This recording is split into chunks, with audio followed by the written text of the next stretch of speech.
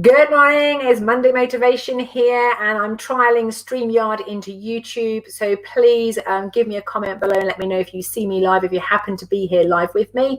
However, if not, this is just a good way of testing out. But today's subject is your feedback or your relationship with feedback holding you back from doing more of what you love and ditching the critic that says you can't? So welcome. For those who don't know me, I'm Cheryl Andrews. I'm known as the Listening Detective, and I'm all about helping you to change the way that you listen to, give and invite feedback. The way that you process both criticism and compliments will ultimately determine a foundation and an understanding of who you are and what works for you. And everything you listen to and the way that you decide to accept it or reject it, that whole process that's going on ultimately impacts your ability to get clarity of what you want, but more importantly, the confidence to do it. And so at Step by Step Listening, we're about teaching you good questions to ask yourself, about creating the right environment for you to be able to be honest and have helpful conversations with yourself and other people. But ultimately, it always comes down to how are you listening to that feedback? So on today's video, I want you to think about right now, when I say feedback, what's the first thing that you think about? What's the first thing that comes to mind? Notice what happens to your body. Do you have a lot of conversation in your head? Is there a sort of a dialogue that goes on?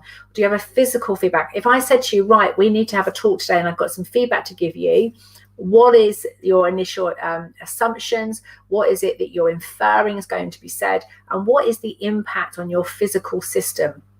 Because how feedback impacts you will ultimately determine whether you're in a state where you can think with clarity and with confidence and make good decisions and solve problems. And for those who don't know my story, I am somebody that was super sensitive to feedback. It's set me up in good stead because I've learned to be adaptable and changeable, and I can be flexible and I can be how other people need me to be in order for them to be okay. I've worked out how to do this role in order to avoid conflict or people being upset with me. However, I reached a point where eventually in my 40s, 50s, where I'm like, do you know what? I'm exhausted by all this adapting who I am for other people. To some extent, I'd actually lost who I was. And so what I started to recognize, and this happened with many of my clients as well, is that when I was asked what I wanted to have happen, I didn't actually know what I wanted. I just knew what I needed or thought I needed based on a lot of assumptions, like turned out to be what everybody else needed to be happy.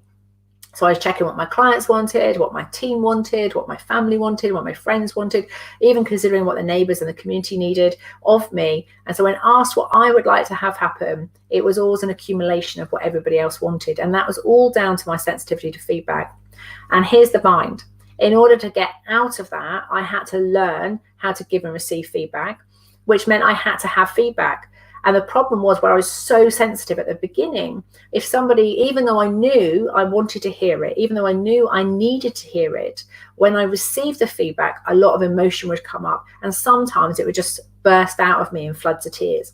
And so if the other person wasn't able to listen to and just acknowledge that's just an emotional response, and they weren't able to hold that space for me, they couldn't listen in that way, then what happened is they would then be reticent to give me feedback again in the future. And so the relationship and the ability to grow was stifled. And it's only when I've been able to find the partnerships and the right peer support without peer pressure, where I can get the feedback I need to grow, but also this other person has the ability to listen if it happens to trigger an emotional button for me. There's not a lot I can physically do about that because I don't know it's there until it's being pushed. And so a lot of us being able to work in partnership with people at work and at home is a lot of it's our ability to listen while people are actually having a response by their own system to what they've heard and seen. And so many times we just sort of stop or we don't do it because it's upsetting them, whereas actually that's part of their feedback process. So I'd love to hear from you today. Please put a comment below. Is feedback what's your relationship with feedback like? When I mention feedback, what do you think of? Do you immediately think about people giving you loads of compliments and recognizing your achievements, or do you think about people criticizing you and telling you what you've got to do better, or what needs to improve, or you're not good enough? Does feedback something you crave and want and love it and need it?